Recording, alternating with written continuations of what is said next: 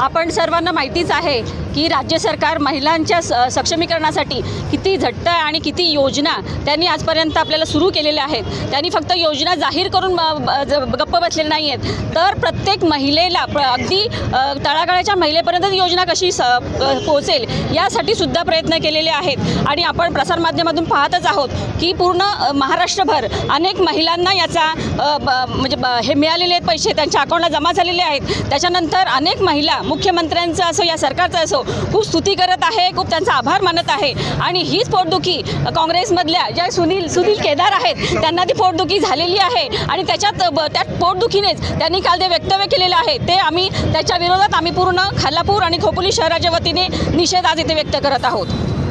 सूर्य बोलत नाही पण प्रकाशच त्याची प्रचिती देतो। तसेच सन्माननीय मुख्यमंत्री हे जास्त बोलत नाही पण त्यांच्या कामातूनच त्याची प्रचिती कळून येते। तसंच ही लाडकी बहीण योजना, तसेच ह्या महिलांसाठी मुलींसाठी अनेक योजना त्यांनी काढल्या, राबवल्या आहेत आणि चालू आहे।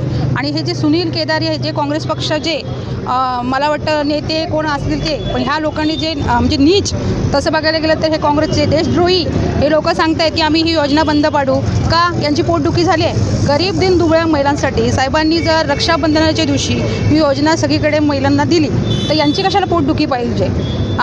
हे चमचे घेऊन, सोन्याचे चमचे घेऊन पैदा झालेले आहे। तसे ह्या गरीब बहिणींसाठी जर साहेबांनी ही योजना जर केलेली आहे तर यांची पोटदुखी कशाला पाहिजे त्या बाबतीत? राहिला प्रश्न यांचा, तर आम्ही सर्व मुख्यमंत्री साहेबांच्या लाडक्या बहिणी आहोत आणि ते आमचे लाडके भाऊ आहेत। तर येणाऱ्या निवडणुकीत ही काँग्रेसची जागा आम्ही दाखवून देऊ की या आमच्या लाडक्या भावाला आम्ही मुख्यमंत्र्यांच्या खुर्चीवर आम्ही बसवल्याशिवाय आम्ही शांत बसणार नाही।